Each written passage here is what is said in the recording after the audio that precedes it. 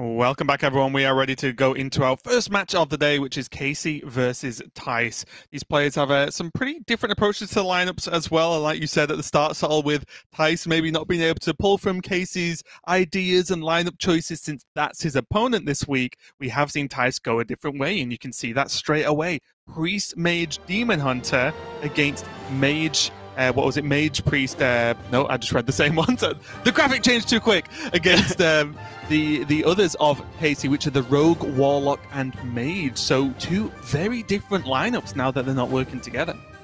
Yeah, and I'm not sure if the interview with Thijs has gone out yet, but there you go, there's a little teaser for you if it hasn't gone out. I do have an interview with Thijs in the can that you can catch on the YouTube channel, probably on the Hearthstone Esports Twitter as well. If you want to follow those, where he did give a lot of credit to Casie and saying that some of his success did come down to his practice group and the fact that Casie was there with lineups, ready to go always in testing, that Casie was putting a lot of the work in and deserved a lot of the credit. So yeah, I mean, I have a suspicion that Casie would not have let Thijs submit Demon Hunter this week. Like that's just a hunch that I have.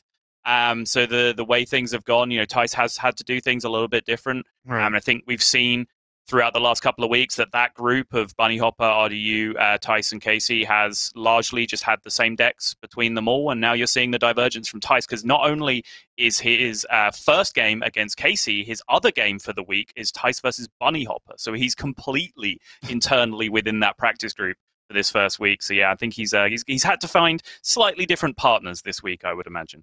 Yeah, and funnily enough, just going off what you said, Casie wouldn't have let Thijs submit Demon Hunter. I think that's true, because I think Demon Hunter destroys Casie's lineup that he's got now after the Warriors banned out. Okay. So I think that's the one deck that Thijs can sit back and be happy about, whereas the other decks, we can talk about whether they're going to get the wins or not, but, the Demon Hunter, very interested to see from Thijs, but it looks like we are just getting straight into it. Casie's got the music on, he's bopping away, and he's ready to go. It's going to be Thijs on the bottom on that Mage and Casie on this road. Yeah, Casie is deep jamming right now. He's normally vibing out on stream, listening to a bit of music, but he is well in his bag today. Look at this, not even interested. I think stuff like that really helps players out as well. Certain players is like music can really, just get you in the mood to play, right, and get you hyped up and ready to go. Mm-hmm. It's definitely something back in the olden days, Subtle. It's definitely something I used to do when I was getting ready to play, and when I was playing, if I was allowed.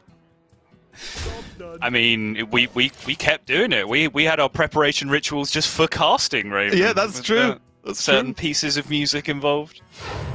Well, already this game off to a lightning start here, and Casie just going to get this miscreant out, not going to try and do anything too fancy too early with this quest in, as all his other options now actually just lead into making a pretty threatening quest adventure. Indeed, and it's very fitting, I guess, that we are kicking things off with this matchup with the Rogue versus the Tempo Mage, because I was saying in the intro, don't remember you asked me like week one, like these are two really weird decks. Like, how does this matchup play out when they play against each other? I'm like, well, it usually goes really late, and then both decks get to this point where they are able to make a board and pressure, but then also have 10 cards in their hand at the end of the turn. It's really sick. It goes back and forth for ages, and then eventually one player just loses a grip and slowly lose. And then we haven't had a single game be like that in Europe whatsoever. But every game in APAC is like that, and yet we haven't had a single example of it yet. So I'm hoping this is the one. Subtle's matchup knowledge exposed right there. I know. My matchup knowledge is APAC level. Apparently, that's what we're going to have another game that's going to be a blowout if Casie keeps doing things like this, getting Millhouse Mana Storm off the faces like the Neophyte to back it up as well. This is looking pretty scary for Thijs to try and deal with right now. Yeah, this Neophyte is disgusting, but Casie might need a couple more of them at this point, because his board is fantastic right now, don't get me wrong, but as soon as Thijs is allowed to cast spells, things can go very, very badly for Casie in the coming turns. What to do?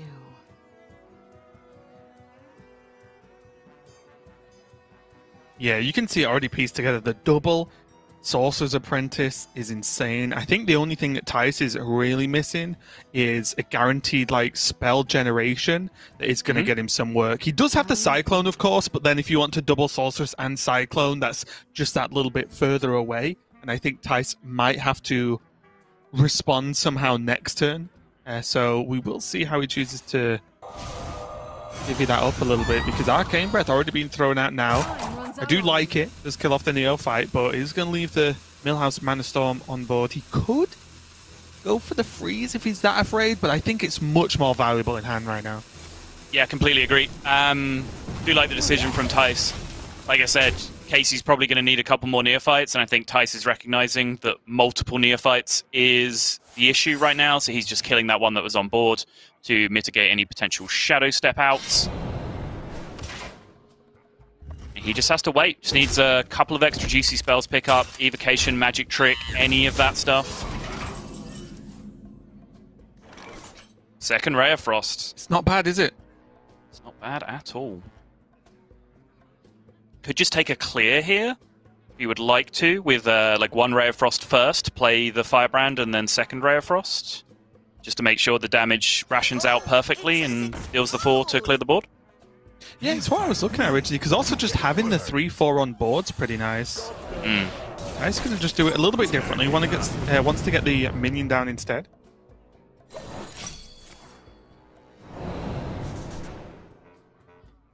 And now the response.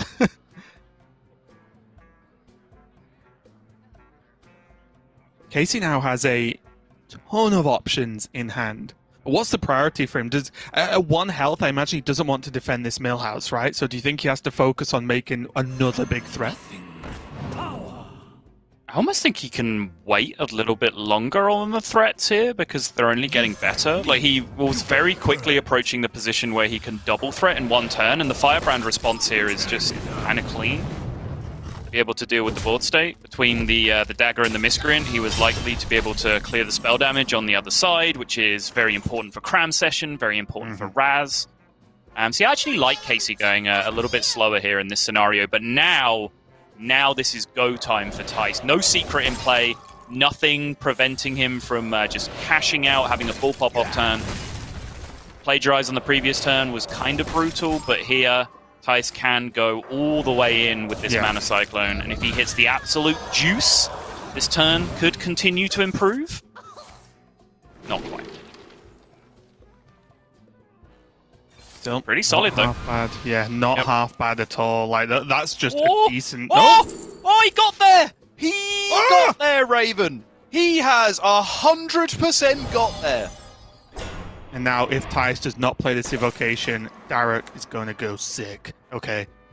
Derek's probably angry. Slightly different scenarios that Derek complains about not playing evocation. Of course, I am joking, but it is funny listening to him get angry about it.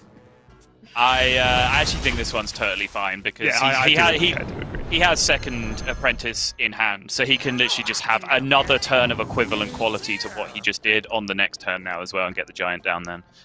And this way, also, if he's to find Conjurer's Calling from the evocation, for example, he then has that immediately with the Giant, as long as he then gets it down to 0. So. Yeah, and also, Thijs does play a Conjurer's Calling. He does play a Conjurer's Calling naturally in his list. The lab partner was huge there for Casie without Fan of Knives to clean the board up. He still has the 2 questions that he needs to at least start thinking about using soon, because the longer this is going to go on, especially after Casie sees this turn, then the harder it is going to be for Casie to actually make these questions even an issue for Thijs, because the game will be over. Okay, so both Giants already cost 0 as soon as you play the evocation, because the Astromancer discounts as well, which means Conjurer's Calling here would have been absolutely fine immediately. Cram Session can go digging, predominantly for that same out. Evolving Missiles is pretty sick. Ooh, all of this is pretty sick. Yeah, those aren't. No. Time runs out on me. Just used 1 Tricaster, hasn't used his Raz yet. That is something you have to consider. I think a lot of people mentally block out Tricaster as just unplayable. But there is a specific interaction with Raz and a specific interaction with Cram Session, where it is actually just a pretty good card if you compare those 2 things together exactly. Oh, wow. Okay, very interesting there. What do you make of Thijs actually playing double Giant when he's just drawn the Conjurers? Do you like it? Or do you think maybe he could have just held on to 1 if 1 on board with the rest of it was enough? I think it's absolutely fine, because they don't... 2 Giants probably very close to never get dealt with by pure damage and actual removal by Rogue. The way they get dealt with in this matchup is they get put back in your hand. And if they're put back into Thijs' hand, who cares? They still cost 0 again on the following turn, and he can then just Conjurer's Calling them on the following turn. So I'm perfectly happy with both being played out for Temple.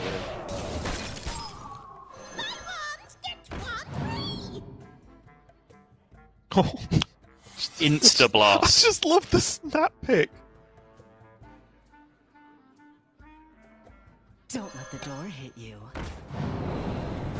Blackjack Stunner, as you mentioned, of course, going to be used here. Casie needs to buy himself some time, but my worry now is, you know, you said earlier that you think Casie can go a little bit slower trying to get these questings live, but now, has the time been and gone? It's my worry with how powerful Thijs' responses were.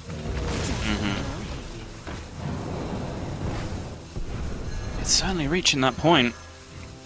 Now there's just 2 quested adventurers, a pyro and an abyss in hand. Like, oh, there is the secret live, of course, so there is going to be some more card draw for Casie.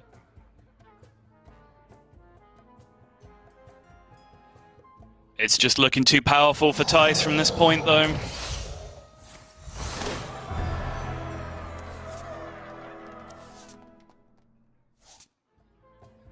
Elemental allies activating off the secondary.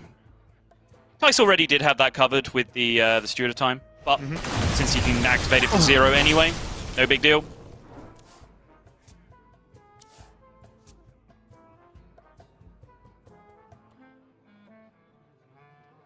And again, if Casie had to, perform some minor miracles to deal with the Giants last turn, in which he didn't really deal with them, obviously just delayed them, then guess what? They're probably not being dealt with this turn either, which means, again, although Thijs had Conjurer's Calling available, there was no real need to play it that turn, 100%. Yeah, it's just the same deal. Like, there's just no damage gets thrown at these Giants, they're still there. You will always have a Conjurer's Calling target. It's absolutely fine. And everyone, just hold your breath a minute, because this Devolving Missiles might just break Casie at this point, because this is his only shot. The Pyroblast and Eviscerate are close, but they are not enough to get there. Alright, 1 Alec here, please.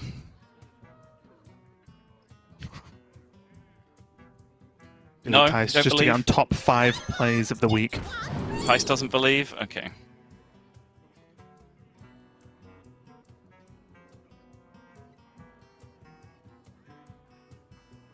I was wondering whether Thijs is so far ahead that his turn might be best served by just, killing the Wand Thief and then playing Devolving Missiles, just so this 100% never goes wrong, but... okay. Almost. Close. But he does have the Frost Nova, which is why I like it. On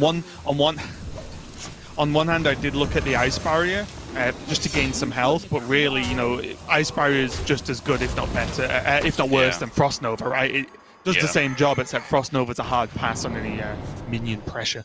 So, I the Nova, and yes. as if Thijs needed more reduction. As if.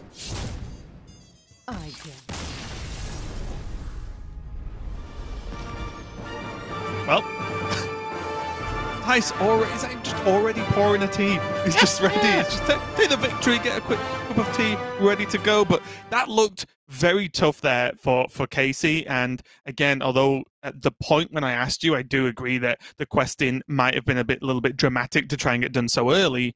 Thijs just went too fast after that, right? The questings never hit the board at a reasonable pace. And unfortunately for Casie, the more card draw or generation the mage gets, the much higher chance that they can just negate a questing anyway. So the longer the game goes on, it was looking harder and harder for Casie to get anything done there. Yeah, normally in the matchup, the Rogue is actually the one that gets a little bit closer to fatigue a little bit quicker because of just how many cards you draw with Dirty Tricks and Secret Passage.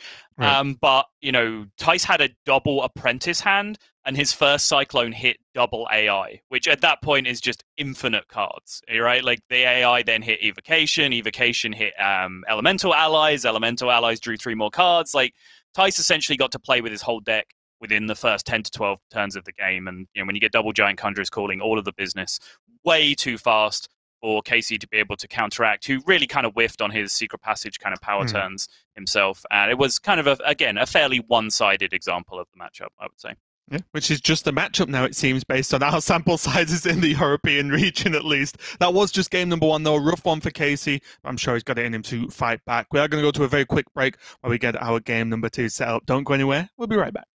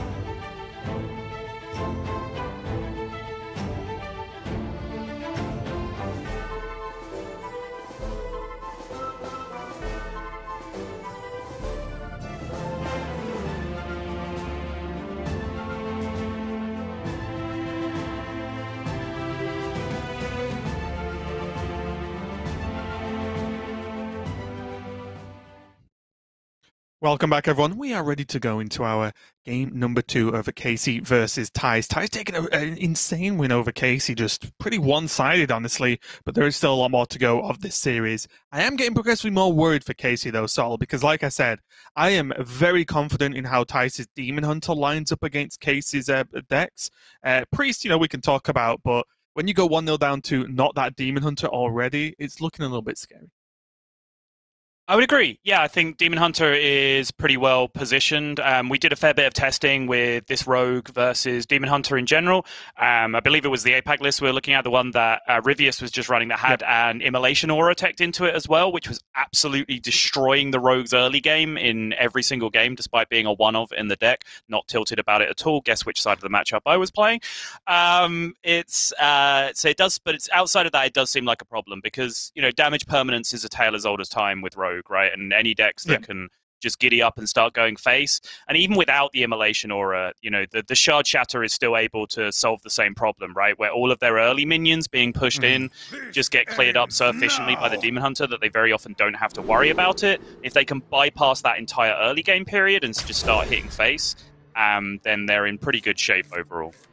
Yeah, and it's even like outside of the obvious, right, of Quest Adventure, Van Cleef, of course, none of the threats from Rogue are even big, right, health-wise. So Thijs, you look at the cards, I-Beam, even a flat Aldraki Warblades kills most rogue minions outside of the big couple. So like the removal is just feels easy a lot of the time. And there's a Shard Shatter as well. Spirit Gel is going to shuffle the fragments in. So already Thijs has to be feeling at least relatively comfortable.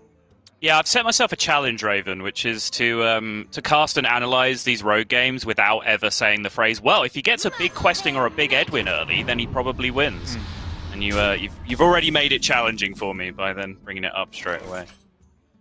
Remember when we played Caster Bingo? I said Demon Hunter, other than those, removes all the other minions easily. Yeah. Remember when we played Caster Bingo with, like, what was it, Big Spell Mage? We didn't tell anyone, where you just weren't allowed to say Frost Mage Jaina for the entire time? Yeah. Just couldn't talk about the one important card in the matchup. The only good card in the deck, yeah. Hey, Meteor was cool, okay? That was a good card. Already the Neophyte not really messing Thijs up too much at all.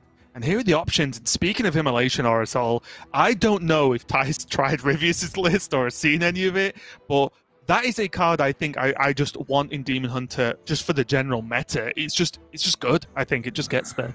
Yeah, ladder meta, certainly I think it's something that you can look at with, stealth rogues, face hunters, mages even, the Sorcerer's Apprentice Cyclone board where like mirror images then sometimes come down as well and it can clean up. It does seem like a potentially effective card, but the argument is the redundancy that you then have with Shard Shatter Mystic, right? Like a lot of people will just argue that that card is enough to deal with those kinds of situations.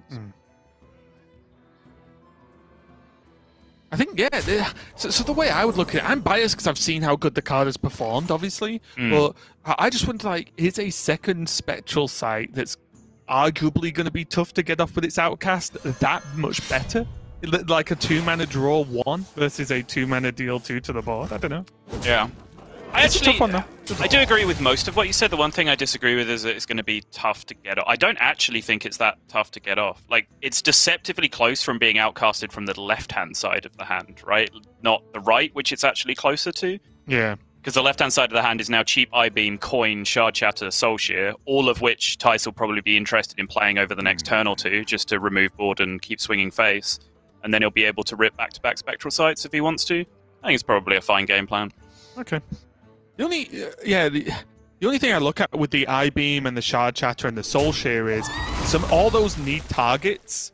And if you've not got them, then they could get clogged a little bit. Because with this deck, you do still want to be pressing hero power as often as possible, whipping in every point of damage to face as possible. So I just do wonder how long it is going to take in like a real world, when those Spectral Sights do become active. But I do agree that it's not like a horrible choice that is going to be stuck in his hand forever. I mean, this is pretty strong right now, right? I-Beam, Shard Shatter if he just wants to get the cards out of his hand. There's the threat of the Secret on the other side, which Thijs will be scared of. Is it ever worth skipping I-Beam? It's probably not worth a swing. I don't know, it's tough. Because he could just use Soulshear, which potentially gives Casie a Soulshear and a Shard Shatter. I don't think Thijs is bothered about him having those cards. I think he might be more bothered about him having an I-Beam, though.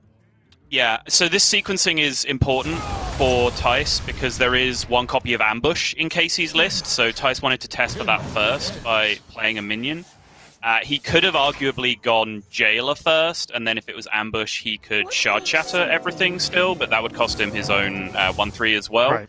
And then obviously there's also sequencing of, like, a lot of times you want to cast a spell as the first thing that you do, because then you get full plagiarize information as to how many cards you feel like you want to play in the turn once you've discovered that it's plagiarized. But when there is also then an ambush in the list, that's not necessarily true. Exactly. Even if you lead with a spell, it can still be ambush. So it complicates the secret sequencing, a little bit more, which to me is the #1 merit of including that one ambush, because I don't like ambush as a card, but I do appreciate the added level of disruption that you add to your deck by just having a third secret.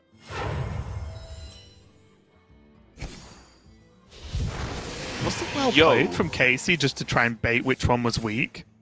Is that like...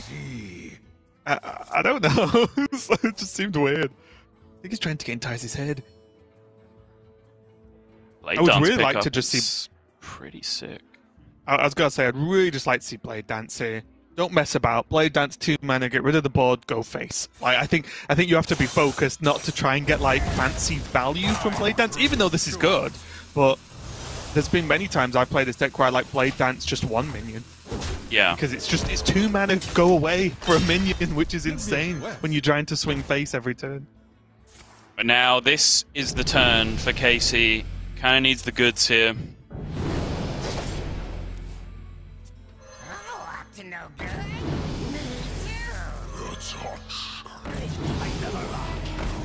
Only to 6 though, and that is very killable. It is very killable, yeah. This was kind of the argument for perhaps holding on to the Blade Dance. Because Thijs arguably missed on the 50-50 and shot the real minion, he still had the 1-3 on board that killed a 5-4 anyway, and he knew that. So actually his Blade Dance only killed a 2-1 and a 3-3, essentially. So there was potentially an argument to just hold on to the Blade Dance, just draw again, and then, you know, have a much bigger Blade Dance perhaps later on for a much bigger board. But, as you said, no great reason to panic right now. Yeah. The questing is very manageable, but it has required a lot of damage being sunk into a minion as opposed to Casey's face, which is relevant. That is true. In this world, he does keep the 1-3 though, or yeah. For now. At least it's about to go away, but yeah, there was a value. Stunner coming down now, and then Casie saying, "Okay, next is Edwin Van Cleef. Can you deal with this guy?"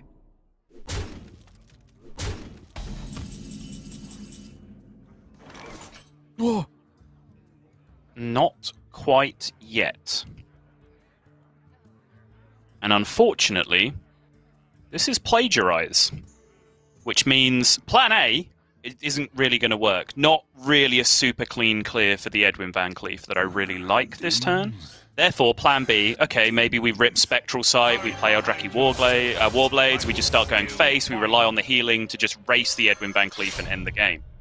Plagiarize. So you're giving that race potential back over to your opponent by giving them the lifesteal weapon as well, which becomes a problem. I do think this is still worthwhile, though, because what Thijs is aiming to do here is not only get a big lifesteal heal next turn with the Lapidary, but also combo it with Blade Dance. With the say, Blade okay, Dance. yeah, I've cleared some of the board. Do you have more minions? Well, he'll know he'll have 1 more minion at least because he gave him a cane if Casie wants to play it. But I do like setting up the big heal into the Blade Dance, which Casie will be fully aware of. That's a sick Cult Neophyte, by the way. Not only because it limits, you know, twin slices and things like that from the pool as alongside the Soul Shard Lapidary, but it also means that it's just an additional minion on the board now that can siphon away one of the hits of the Blade Dance. It is now, but okay, that changes things, right? This makes this decision very easy as far as I'm concerned. I think Thijs should go for the Lapidary and then just trade off one of the minions. I guess which one did he trade? Basically, he needs to do anything at all possible just to survive, because that skull will just mean he will outlast Casie when his opponent's on just 1 card. Ooh.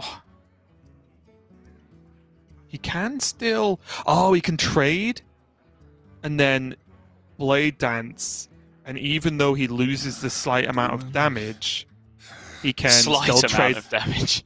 He loses 2. He can still Blade Dance and trade into the Van Cleef if he hits it. Yeah.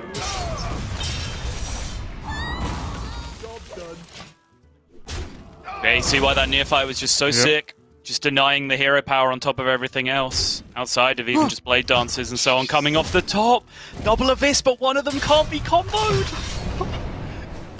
It's kind of, but not lethal. Yeah. Thijs needs fragments. Has a lot of draws for them. Plays the right-hand skull off the top. There is 1 fragment.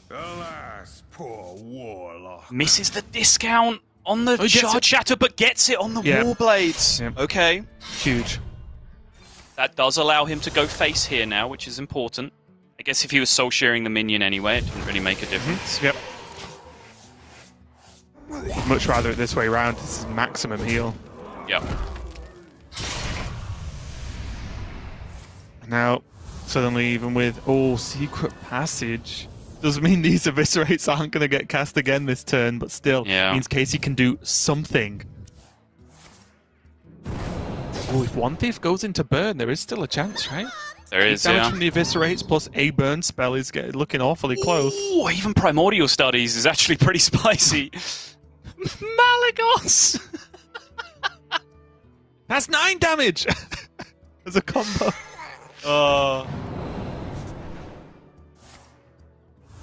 Yeah.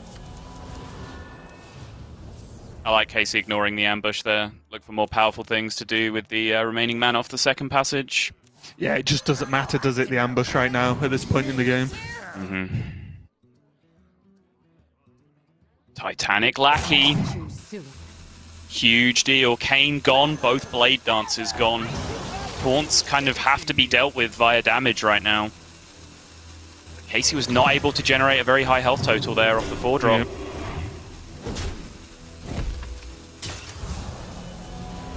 But the big deal here is this, if there's any extra damage somewhere, this Shard Shatter is going to clean up this whole board. 4-second lapidary.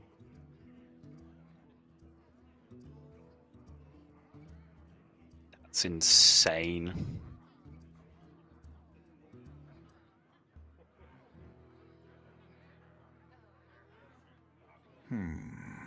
I think Thijs can still just be on the game plan of counting to lethal here. It feels like he's used a huge amount of damage, but he still has 2 Twin Slices, 2 Chaos Strikes remaining. He still has that other Marrow Slicer left sat in his hand as well. I think it's perfectly reasonable here just to clear this board and then slam damage to face. And this feels bad, but I think you just bite the bullet, trade the 5-3 in. It's going to die, but the Shard Shatter cleans up. Go for Lapidary again, and then part of me wants or thinks that Mana Feeder is actually a good follow-up, better than the Hero Power. Because it's one whole extra minion, and I don't think Thijs is expecting, like, high burst damage. He's already healing for 7 this turn versus 8, and he gets a 2-3 instead. I actually really like this from Thijs. Agreed. Wow! There's the concede. Casie is out. Just knowing that he just wouldn't get there anymore. He had a very, very small window to get those 2 eviscerates through, and his opponent was at 8 at one point, but with no additional card to combo the first eviscerate, it just wasn't going to be enough to get there. And Thijs with that Skull of Gul'dan, just about getting him the second Aldraki Warblade, and that's saving the day there. So Thijs gets a win on that Demon Hunter, and now Thijs being 2-0 up, this Rogue, although it looks like it can get there, it just isn't for Casie right now. It's not, no. And, you know, you have to sort of wonder in that scenario, was there ever a situation where Casie could have just launched the Eviscerate at face? I think there was a term where just based on his mouse movements... mouse movements? It's a really weird way to analyze someone. Yeah, he was just sat there going, should I cast the Eviscerate? But... I think he ended up going with like Prep Shiv instead of Prep Eviscerate or something like that, but he was considering doing it the other way around. But it made perfect sense that turn because it was on a questing turn, so Prep Shiv got him the card draw, which then gave him more options potentially for the questing. But you know, there are spots where maybe he could have launched the first Eviscerate and then potentially the second one can then come through with a different card that would have been in his hand there and activated the second one. But that's like super deep rabbit hole in terms of trying to end that game. I think Casie did just about everything he could to try and scramble his way through that. But again, like the secret passages just came kind of late. It really does seem like, you know, all the stars do need to align in some matchups, as Derek was talking about, 7 mana 7/7s that deal 7 to everything in APAC. This seems to be the matchup where Star Aligner is required just to be able to make everything line up perfectly for some of these unfavored matchups for the Rogue. Yeah, and that's the thing as well, and what's going to be very interesting going into the next few weeks is with the nerfs and buffs coming into the game very soon, that Rogue is affected. Secret Passage is nerfed from 5 to 4 cards, and I do wonder, although you could say, well, the card's still very good, it's still very playable, and I agree, it is just worse, right? It just does make it worse. So again, I just wonder if that's going to be maybe the thing that pushes the deck out just a little bit. But for now, we do have Thijs only having his priest left, and this one is a Highlander priest. So back to more from what we saw of the past couple of weeks, and not the dragon priest that we've been seeing a lot of players bring this week as well. But Highlander priest against Casey's lineup again looks okay, but Casie can get some good matchups here with the Zoo, but the problem is it's Conquest. He needs to win with all of them. He does need to win with all of them, indeed. And Thijs' build is just kind of the classic Highlander at this point, which means it is largely vulnerable to Zoo. I think a lot of people have reacted with their priest lists and built them in a way where they do have a slightly better chance against Zoo, either by being more 2-ofs and more tempo heavy with dragons and fate weavers and actually being able to like get the board early in a lot of situations, or just more penances and Breath of the Infinites, pyromancers and all that kind of thing in a 2-ofs list to be consistently anti-aggro as well. But I do think the Highlander list is probably still the most vulnerable to this matchup, especially when you just have the goods in your opening hand, as Casie absolutely does on his side. Yeah, so does Thijs though as well, right? He's pretty good opening himself here. Disciple of Galakron, not mind-blowing, but just a turn 1 play, which is going to be strong. The Breath of the Infinite, although we have discussed at length about it doesn't really clear a lot of Zoo boards. I think it clears enough of a Zoo board to not get rushed down in the early game, and then that Cabal Acolyte backup could be huge later on. No, Raven. Okay, look down. This is a fine Highlander priest hand. Now look up. That's the goods, okay? There is a very clear difference in the quality of these two hands. The goods for the Highlander priest is like Zephyrus into Mind Flayer Carj with like Renew and Cabal Acolyte and Wave of Apathy already in hand. That's the goods. It's all just name a 6-card opening hand then. Yeah, that's what you need to beat Zoo as Highlander priest. Okay, we'll see. I've got confidence in this hand from Thijs. It's epic. Top as well, gonna help. But this is the turn, right? We get in there. Let's see what Casey's gonna do with it. He does have coin, does have the Penlinger as well. So this is the turn. Initial Penflinger goes face, since he's bouncing it with the Raised Dead anyway. He can then use it to address board if he would like to. Makes sense. Gets the Flesh Giants discounted, so this is a guaranteed Hand of Gul'dan discard for 3 more cards, looking for Flame Imps, looking for second Raised Dead. There's the second Raised Dead, which means he now has multiple Penflingers, so he can actually clear board and continue to damage his own face to get the Flesh Giants cheaper.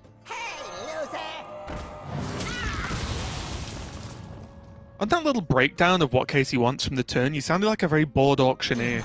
Right, yep, he's going to get the second Raised Dead. Now he's going to get this. 1 mana, 1 mana, 1 mana. Can I get 3 mana? He's got 3 mana, he's got 3 mana. He's spending his 3 mana. Can we get more mana? He's got more mana. Look at this for a turn. Oh, is Casie still got mana? Thijs is now just having to falling asleep, waiting this turn to be over. Also, people who get triggered by pronunciation of mana would have just got really triggered this time. Double Flesh Giant down on turn 3. That was about as good as he's going to get as well there. So Thijs might just have to concede so Raven, at this point. Just to be clear, who had the goods this game? I still think Thijs has a strong chance. Look, the turn worked out pretty well, I'm not going to lie. But there was still a good opening from Thijs. But this is an opening from Warlock that you generally just don't beat regardless of your opening hand. So, but it's also one of the reasons, or half a reason, I guess, why Darkglare is going to be nerfed very soon and why this just probably won't even be a deck going forward. Right. So, I guess serious talk, the most interesting part of that turn to me is when Casie spent a Penflinger on shooting his own Expired Merchant, which I believe he did, which he could have addressed the Fairy Dragon instead with that same thing. Now, obviously, you can get your Expired Merchant stolen or whatever else from the Priest and limit yourself from getting that additional card draw on future turns, which, you know, you could certainly argue is more important than just killing a 3-1 on board with the amount of power you were making. So certainly not, you know, calling it out because I think it's wrong. I'm just calling it out because I think it was a particularly interesting part of that turn, which had a lot of things happening in it. Just to keep in your mind if you're looking for ways to optimize your zoo play. Yeah, and if not to just rub salt in the wound here, Casie getting to that Neophyte as well is just going to make Thijs' turn that much harder. You think he was on the hardest setting this turn, right? He'd unlocked a secret harder difficulty because not only does he have to find a way to even survive, he has to do it with all his spells costing 1 more. Yeah, he can't actually even attempt to steal a giant here. The Lazul scheme is only currently -5, so it only takes one of the giants down to 3 attack, which will not make it a legal target for the steal. Dance, puppet, dance. Okay. I mean, all things considered, that's probably the best one if he's not just dead on board. And he's not? Yep, 9, right? Yep, but he is dead to the rush. Either way. Yep, pretty straightforward one, but again, as is the story of Conquest, is you could also say that this game, although it of course matters, it is not too bad for Thijs, right? He lost an unfavored matchup in quite an explosive way, but he has some better matchups going forward. This was the one that I would have said, at least, Saul, that Casie would have felt very comfortable going into.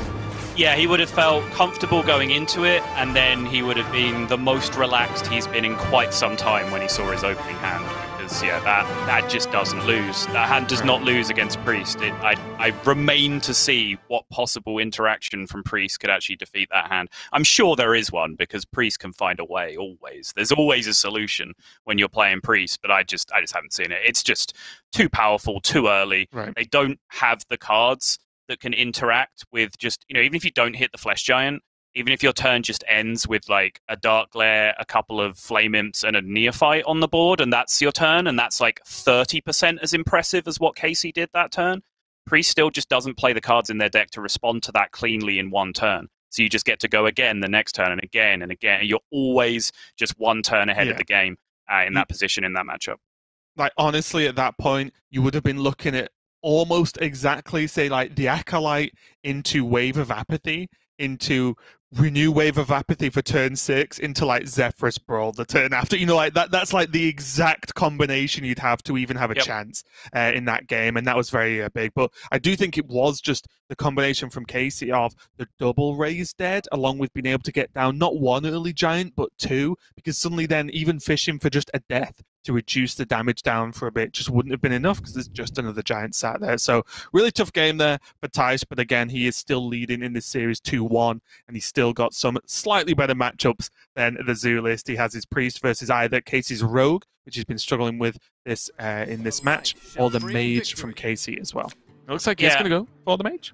And just one final piece of coverage on the Zoo play from Casie, that the turn where he won the game, just acknowledge the fact that he started the turn immediately, in comparison to, say, Viper, who we also saw play Zoo very, very well, but he would wait for 50 seconds before he'd start his turn. So obviously that's a stylistic thing, because Viper is a slow player and Casie is a fast player, but I think when playing Zoo, when you have a 20-mana turn on turn 3, starting your turn immediately and making sure you then have time to adjust to the branching decisions that occur as you continue to draw cards and refresh your mana is probably a better way to go about playing the deck. Yeah, the big point there was the Hand of Gul'dan being involved in the turn, right? Because that animation of card drawing not only changes with what cards you've got, but the animation's going to play out as well. But anyway, done with Zoo for now. We are going to move straight on to this matchup. It's Thijs on the Priest versus Casie on this Mage. And again, Casie going for this one Conjurer's Calling in the Mage list, not going for some of the more newer choices, although he does have the 2-1 makers. So honestly, for me, Saul, this build from Casie looks like more to what I would want to play if I was submitting this week. Okay. I mean, it's interesting because Casie, kind of in his own imitable fashion, has, had some words for everyone getting excited about Orange's new build of the deck. He's had his own opinions on that and said, it's not like the cards you're playing aren't any better than Arcane Intellect was to begin with, which to an extent I do kind of agree with. I was going on this spiel yesterday, right, where it just seems like whatever your opinion are on what the last 5 cards are, you just seem to be wrong. Like, none of them seem to be as good as the other 25. No one can find the other good cards to go in those spots. But, Casie and Orange have had a little bit of back and forth over what the best build of the deck is. So, yeah, no surprise that, Casie is going a little bit different, as you mentioned, is including those Wand Makers, which I think we will still attribute to Orange and give him a small victory. I do love it, though, when, like, pretty high-tier pros just completely disagree on builds of decks. It's super fun to watch, because it just means it's interesting, right? And there's still a lot of decision points to make. A charming composition. Yeah, those Steward of Scrolls being picked up a little bit earlier from Casie is going to come down and just contribute to this pretty aggressive opening, honestly. A pretty minion-focused aggressive opening from Casie here. Not going too crazy with spell combos, but just having stuff to play out. And Thijs on the other side not really having a good response yet. So I don't know whether you like slurred slightly, but I thought you said for a second. I thought you said a pretty minging opening. I was just like, wait, that's a hell of a word to come out with on a Hearthstone podcast. No. Save the spicy words for Gia. Okay. Here though, Arcane Missiles is going to help. Probably clean. Oh, okay, that's frustrating for Thijs. He didn't go. Isn't able to clean up the steward, but most importantly, he just gets rid of the wide board that right now he doesn't have a better answer to. Yeah.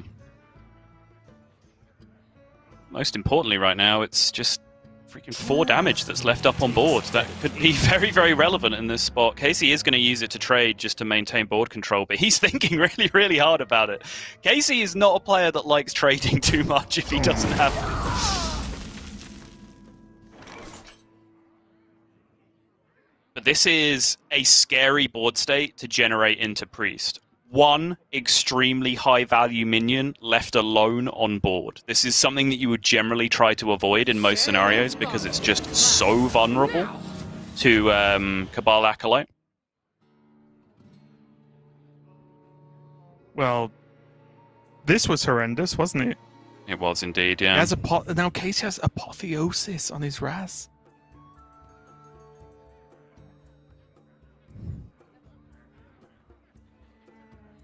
It's kind of a weird-looking mind render to me. Yeah, well, I think what Thijs kind of slipped into there was, I don't have anything that good to do, so I'm just going to play it, but you had good stuff for him to do next turn. That was my worry. Like, look at the cards he can use up. Raised Dead, Apotheosis, in which he can probably get some plays out of. Oh, jeez. Disgusting. Honestly, get Mind Render out of your deck because I am yet to see a good one get played. I was about to say, is that like the one time that Defender of Argus coming off Zeph was actually good because you could just give your opponent a Defender of Argus and play their other good cards instead? Yeah. Yeah, I'm curious about it. Like, okay, so plus side, I do like the mentality of, okay, this is my one bad turn because, you know, turn 7 again, turn 8, whatever. Like, from all the cards on the left-hand side of your hand as Thijs are great, right? Like, you feel like you're pretty secure from that point. This turn kind of sucked, so he could go fishing for Lucia with something to do. I don't think he gave that much good stuff over to the opponent because, again, all that stuff was unplayable. Like, the really premium cards on the far left was still unplayable for Casie. The one thing I did wonder about is, like, whether Thijs was really keeping track of... Wow, this was an insane pickup, though, by the way. Whether he was keeping track of, say, how cheap the Mana Giants were getting. Because potentially, if he'd have waited maybe just one more turn, if he had a Mana Giant counter in his head, he could have potentially stolen them away by throwing out other cards from Casey's hand and then going from there. Yeah, I think my big question point was the Raz was on board, and then the handover was, for me, at worst, Apotheosis Raised Dead, in case he has a ton of 1-2 drops dead. That he could have just played out. So, I don't know. It looked a little bit too good to hand over for me, because there wasn't even a good answer to the Apotheosis on the Raz. So, I don't know. It was definitely scary. It looks like it's on one hand, I want to say Thijs kind of got away with it, but on the other hand, Casie played Zephyrus, so he didn't.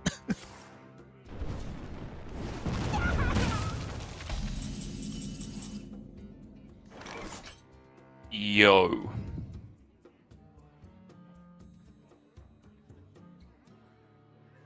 So we can actually just go Cabal Acolyte Shadow Madness here. Is that ever worthwhile? Yeah, it's a bit inefficient, right? Like, it doesn't... The damage breakpoints don't quite work. That's what I looked at immediately as well.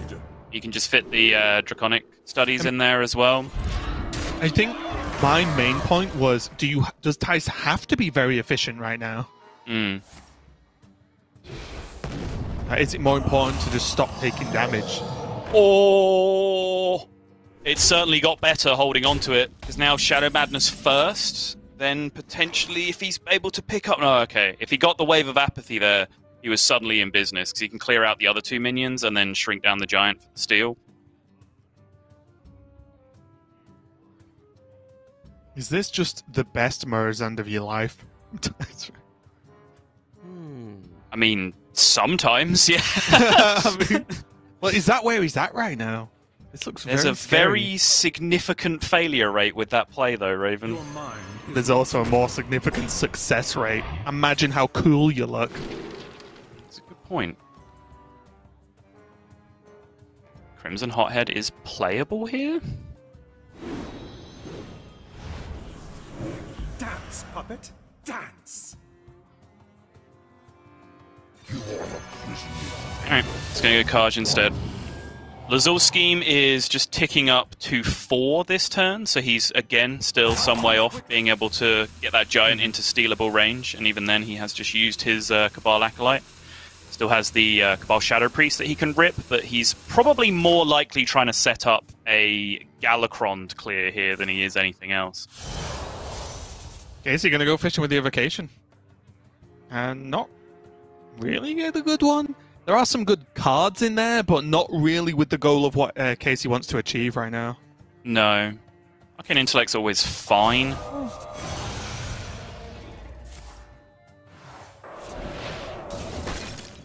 He's just going to use it to cash out, push the 10 knowing that he has, or push the 8 at least knowing that he has Pyroblast built up. I think I like the follow-up with Counterspell, though. Although, does he know about the scheme? He doesn't, right? He didn't steal at that point. Or didn't swap decks at the scheme point, did he? He drew that afterwards. I believe so, yeah. Sounds right. Because I imagine Casie would have just schemed something, right? Just to get it out of the hand. Brutal. Wave of Apathy, just moments too late. Now, though, pretty straightforward Galakron turn with a heal if he wants it. Yep. Does pull him out of range of that Pyroblast as well, although Thijs won't necessarily have exactly Pyroblast in mind. He does. He will be developing reads on the cards in the far left of Casey's hand, particularly the 3 far left, the Pyro, the Power of Creation, and the Flame Strike. Those are the cards where certain options will be being ruled out, and more impactful game-ending, higher value tools will be more likely in Thijs' mind, just because of the way Casie has played up until this point.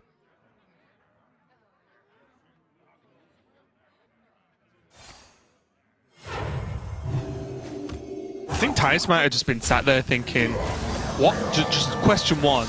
What does my Morazon look like this turn? Like, what actually happens? No, nothing that great. Okay, go for Galakron. Keep it simple." Did you like the trade though? Yeah, I love it. I think he wants to land the Apotheosis for like game-ending healing on the following turn potentially by having an 8/8 in play. I think that's really smart.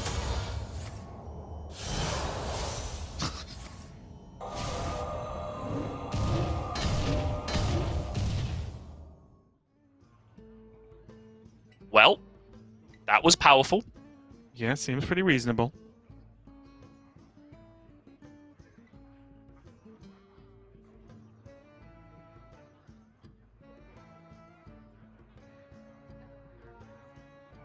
Wants to go learn Draconic instead of the Mirror Entity?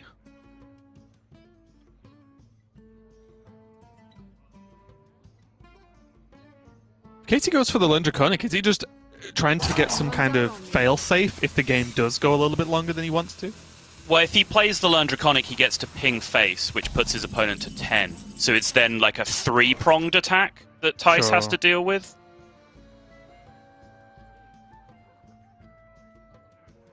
I guess so in that instance, he could have just played Thanos instead, right? I know there's the steals and everything, but Thanos kind of pings your opponent in the face if you play one spell the turn after.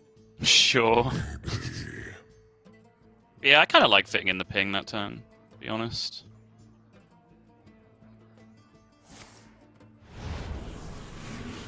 It's the counterspell test, it looks like, as well as the spellbender test.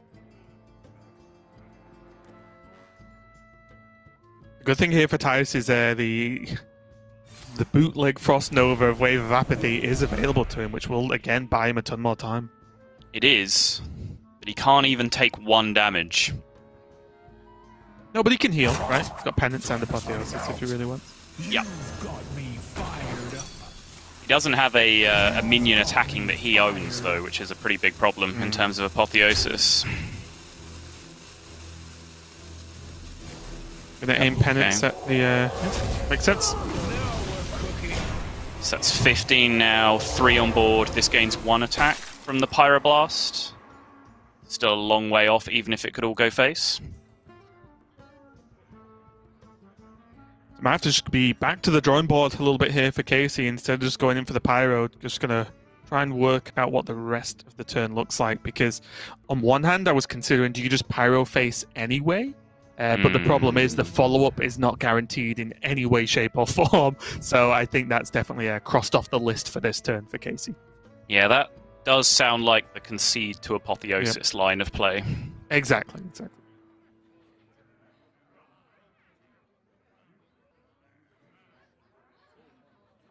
What does Thanos into Flame Strike achieve?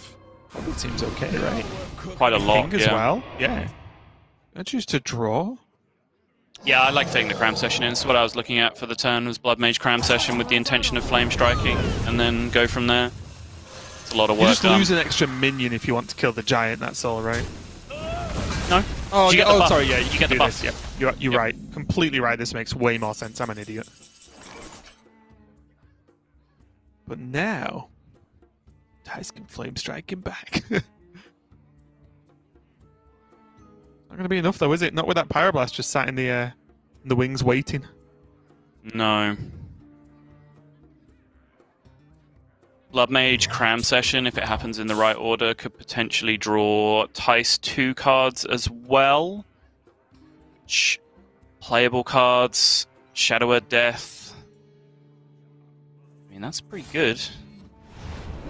Flame Strike everything else, Shadow of Death the Giant. Yeah, it's still not good enough, is it? No, doesn't look like it. Casie maybe didn't finish this game as quickly as he would want to, but the Pyroblast was there as the payoff.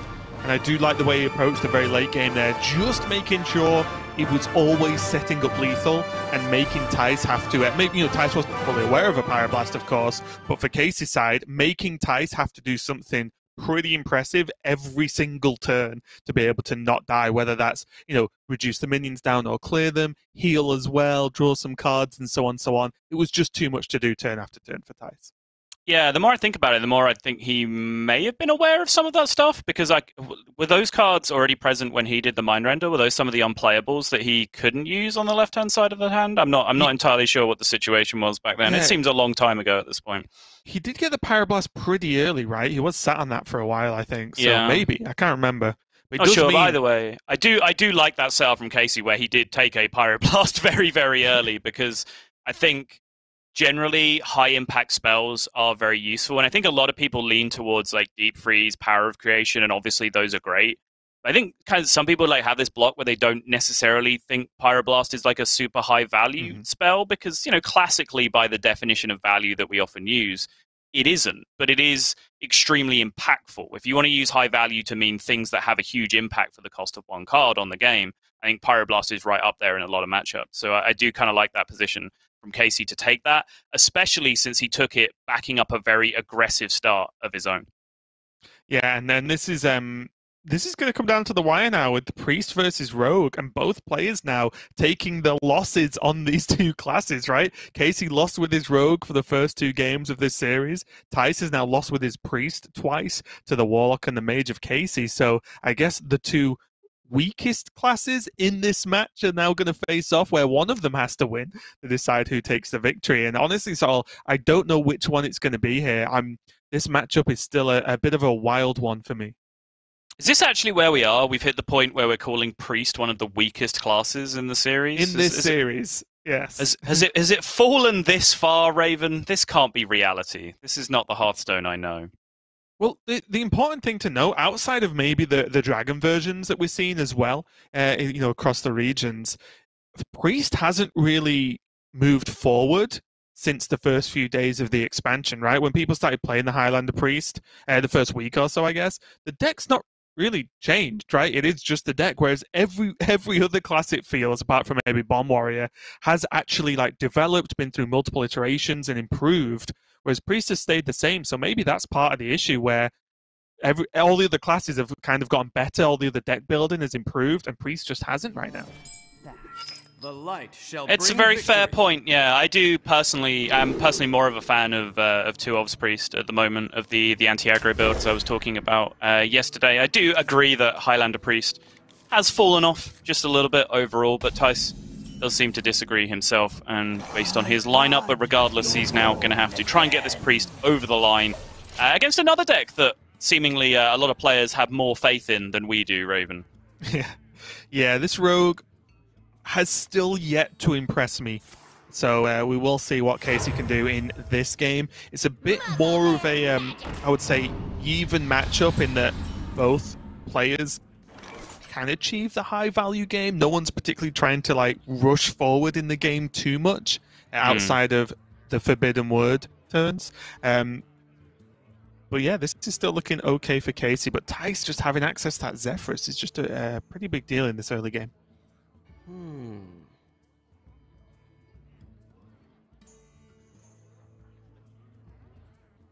Turn did just receive an extra degree of complexity from the Cult Neophyte coming down.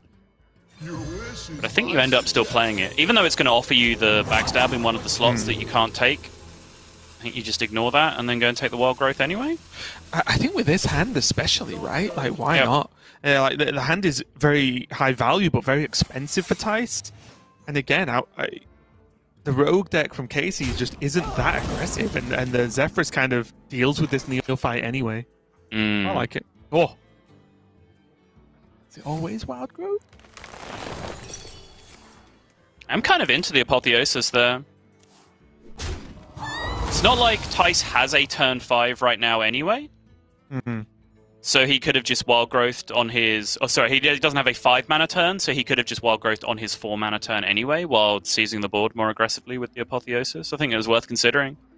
And I'm also not sure what the response is supposed to be from Casie. That was my question. If you Apotheosis trade, what does Casie actually do to kill it? Or stunner it back. Great.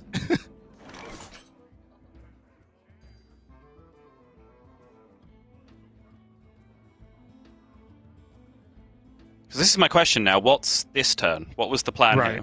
Right. I did like the Apotheosis, honestly. Also, because Thijs is going to end up passing his turn, Casie might think he can just get away with a question. Sick. Thijs taking spend your mana every turn to new heights, Raven. Wait, why would you do that? That seems like way too good a card to just throw away. He spent his mana. I don't know what you're struggling with. Shut up. It's like... Oh, yeah. If you want real answers, it's like again. Okay, so spending your mana is a real point, right? Like doing something is often better than doing nothing, because otherwise that 5 mana disappears into the ether and you did nothing. But arguably, he only spent 1 mana that turn, right? By Forbidden Wordsing a 1-attack minion. So that's factor number 1. Factor number 2, that was a pretty good Shadow Step target that was on the board, which, you know, you could say, okay, you need Forbidden Words to be able to deal with a big Edwin or a big Questing or whatever. You leave a premium Shadow Step target on the board, the Edwins and the Questings are going to get bigger anyway, so you're kind of, like, shrinking it down by killing the minion anyway. Like, there's some arguments for it. I don't necessarily have a problem with that bit happening. I'm like more curious in like how he ended up in the position where he had nothing to do that turn, which was, you know, what happened on the previous turn. Yeah, you're more interested in the journey than the destination, right? With that one. Yeah. Galakron just going to be played here from Thijs, and Casie hoping against hope. Oh! Nope. Esports, Raven, right there. It's okay. Casey's got another.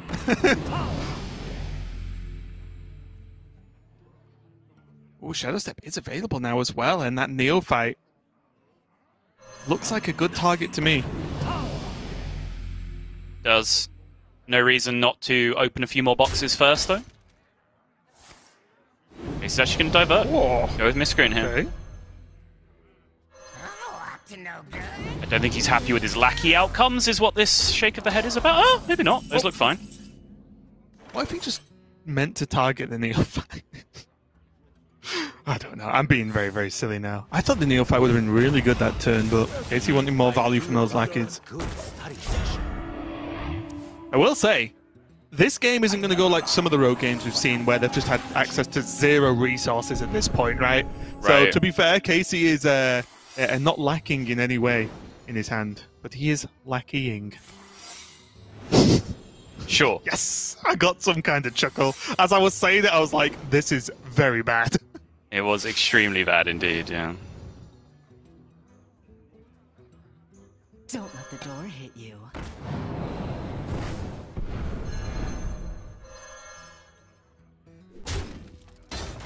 Very nice blackjack stunner, and this is an incredibly awkward board state now for Thijs to deal with.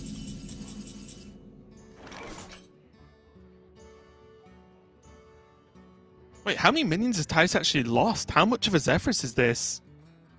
Is it like 3 minions that have been killed? It's certainly not many. It's a Disciple of Galakrond, the Zephyrus. Yeah. The Devout People got bounced. Isn't that all he's played? Might well be. But Thijs just saying, oh, my opponent did a lot of stuff last turn. I want to do a lot of stuff. So he gets full information now. So the secrets remaining are Eye for an Eye, Pack Tactics, and Plagiarize. This is always fun when this happens because both players can, if they wish, submit to the infinite Plagiarize loop, which is generally good fun.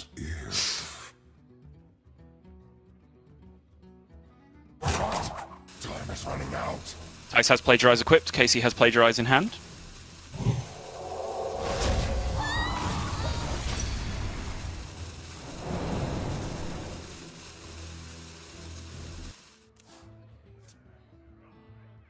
And now the big question. Is it just a Murazond response? So the Murazond would get an 8/8 and a Penance, but he'd also be running into the same Repentance that Thijs ran into, so it's probably pretty low impact to play the Murazond here. Especially when he has this selection of options, right? He has like all these lackeys to go for. He still has the Abyss. It's just going to be flexible in killing the Hanar if he wants to as well.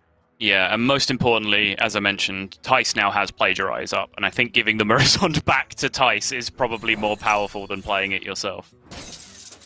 You think this is your time? It is mine.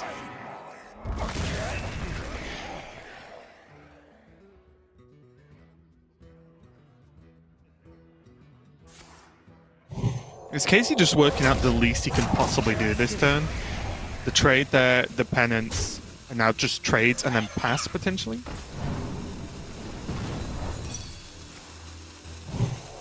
Yeah, there's multiple approaches you could have taken that turn. The first one is to do the bare minimum, as you say, and give minimal value to Repentance while picking apart the other secrets. The alternative is just to play a load of garbage first, and then play some more premium cards towards the end, since Thijs only currently has 5 slots in his hand, plus 1 draw that can be filled up by cards this turn.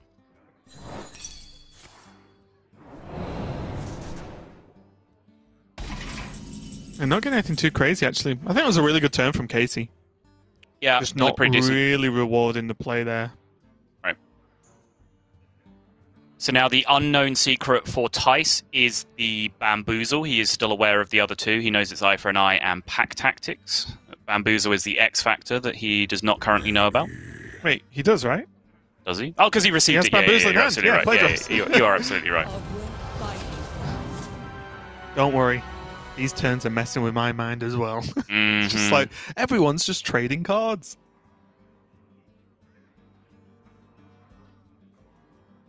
And Reaver, for once, does not have a good target. No.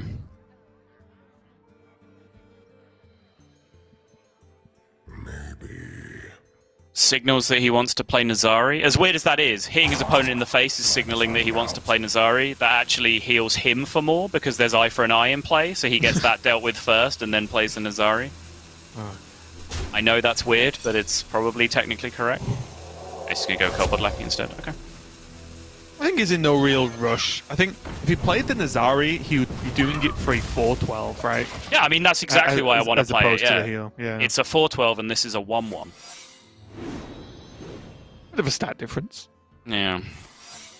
Most importantly here, Hanar has been just left alive here. Thijs could not or did not want to deal with it. And that means just a ton more secrets for Casie Don't right let the now. door hit you. Yep. Blackjack Stunner does put the Alex back in the hand, but it will burn one card off the top. And also 10 mana 8/8, yes, it gets him some cheap dragons, but on the turn he plays it, it's going to be very, very weak indeed. Right.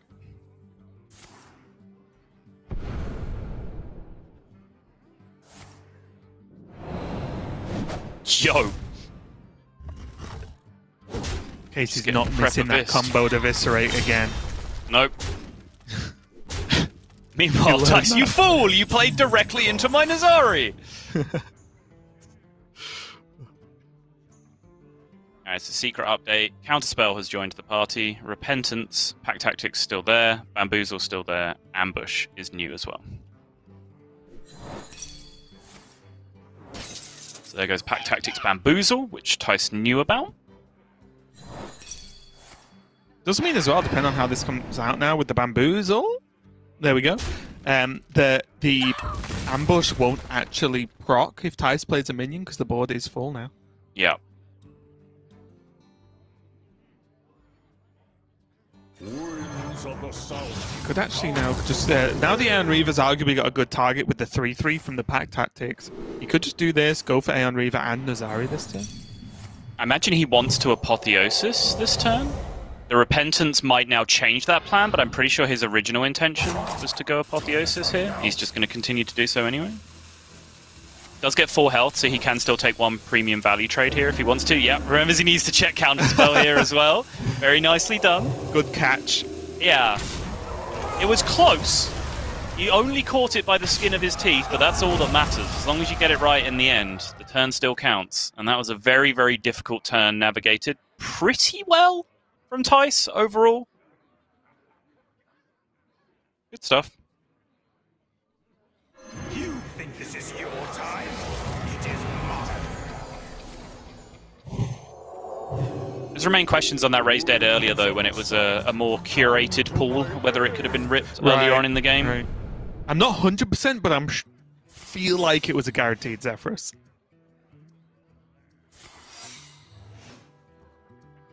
And now, secrets coming down again. At least Hanar has been dealt with for Thijs. But the problem is, can he deal with this board? He has the Nazari to reset his health again, but who cares if you can't actually deal with this board and you lose anyway? Yeah, I mean, Aeon Reaver is already nutty right now. Mm-hmm.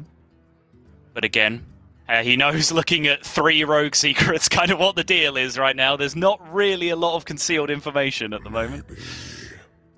And the problem is, even with the Aeon Reaver, like, he Aeon Reavers the Morozond, Yeah, there's still a ton of awkward minions and a lot of power left on board afterwards. there is. You are a prisoner in your own body.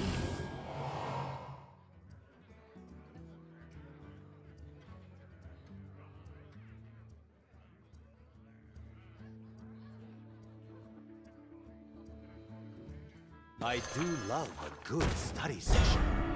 Your future.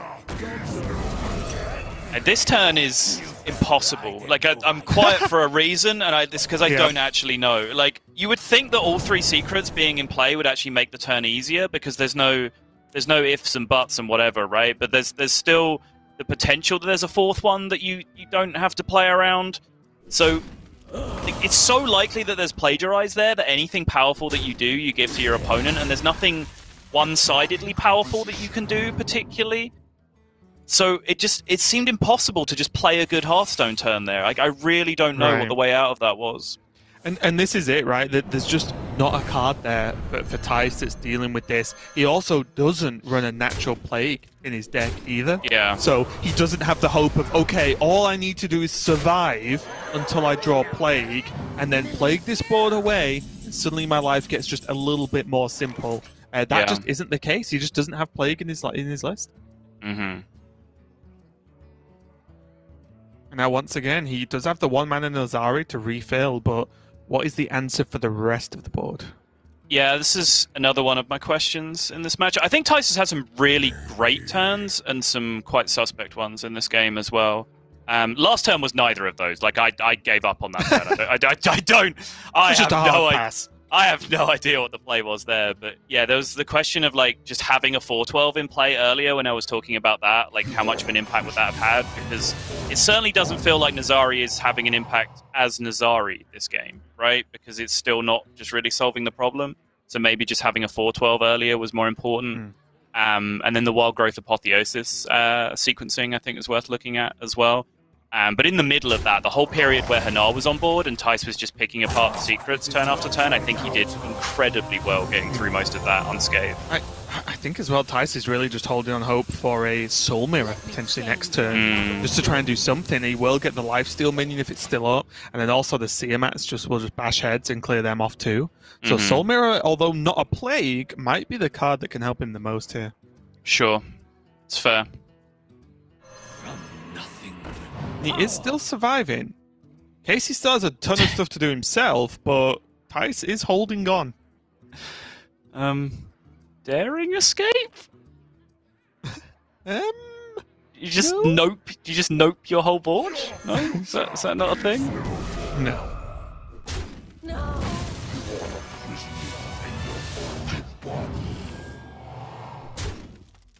I'm glad there are hero portraits in this game, because I would not tell you who's who right now, class-wise.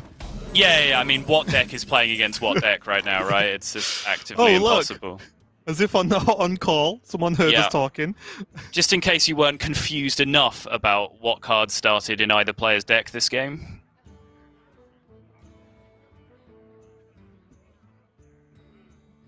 So the remaining secrets are Never Surrender and a Dirty Tricks on Casey's side.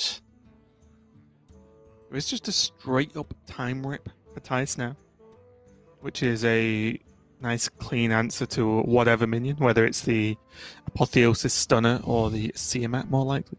Yeah, it is a very expensive commitment, though.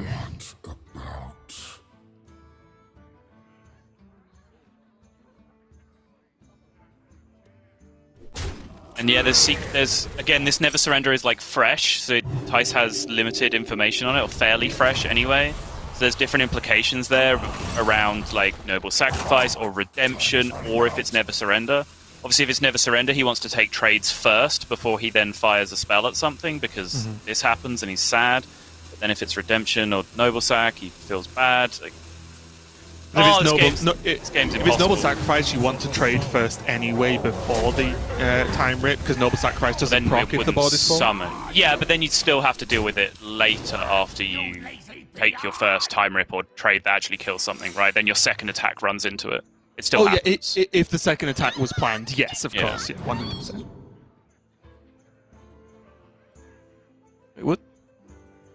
Wait, I didn't even have a chance to look at them that much, but was Devolving Missiles that obvious a pick? It's where my eyes went to. It's the first card I saw as well, but I, like you, didn't really have time to process what the other ones were. Well, I'm just processing what's on the board, and all of these look like pretty okay minions for Thijs to be devolved. Like...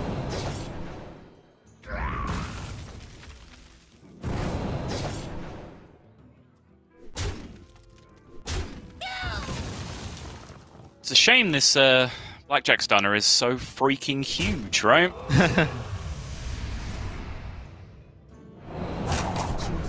Is he actually choosing not to? Wow, he actually just says, yeah, it's too big.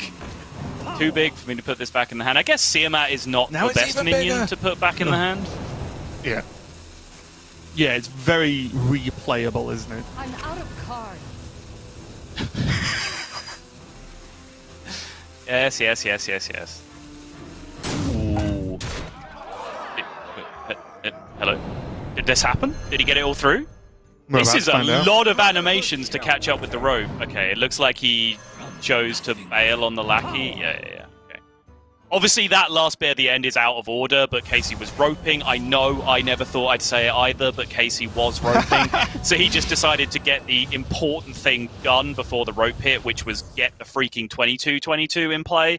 And then from there, he can just say, okay, I'll play the lackey. I've got a tiny bit of time left. And now, Thijs staring at his hand. Is this the time for just mind render this time? And just say, well, your cards have to be better than mine right now. And it's where that devolving missile suddenly becomes potentially a little bit dangerous for Casie. Right. The Jandis as well is really good. Yep. This was the thing, though. I just didn't know why Devolving Missiles was a pick from Casey's side anyway. Like, look at this board. Like, or at least look at, or remember what it was, but mainly the Nazari and even the Siamat wouldn't be a horrible thing to be hit once, maybe twice. I'm not sure. Yeah, I was going to say, I'm not sure he gets to play Jandis because he has to trim down the board state to hit the 22-22 consistently, right? The Devolving Missiles. So he just gets to dump everything else instead. Hello? That's an Arcane Flak Mage. Hello? Boom. Come with that boom bap. Now, Van Cleef.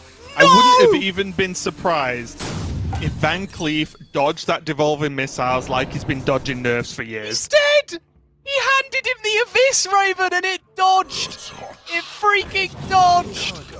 My business. Oh, it would have been so sick if he lives. Like, he plagiarizes all that stuff into what is essentially his hand. And then he gets it all back again on the following turn. But because the missiles just all went left, the Eviscerate just ended up being lethal.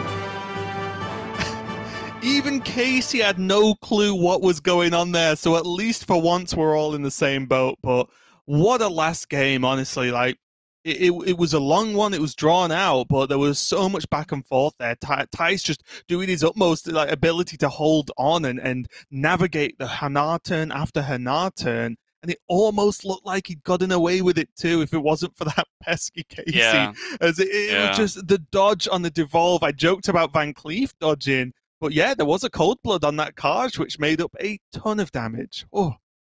What a game. What a game. I think both players will think they had some really sick turns and some pretty poor ones over the course of that game. Thijs in particular, some of the turns where he picked apart the Hanar secrets were just really clean for how complex the board state was. But I do have some questions on maybe he could have played a little bit higher tempo. It did look for a second like that Nazari was going to make me eat my words, though, because it came pretty close to actually having an impact as Nazari in the game. But I still think from both sides there are a few questionable spots here and there. But we will wrap up with a shout out to our late night producer Abar, who pointed out the real reason for the forbidden words on the early game turn was that he wanted the secret to just be plagiarize, so he deals with plagiarize just with the forbidden words on that turn, while also spending his mana and doing all of those things as well. Reasonable. I'm going to just choose to believe I was right anyway, so it's fine. But no, it's a really good point. We are going to be moving on to A-Rock and Ball Control next, though. And this is the one Division B match of the day, I think. I'm pretty sure that's right. We did see Ball Control play yesterday as well, and A-Rock. Ball Control, that Hunter looking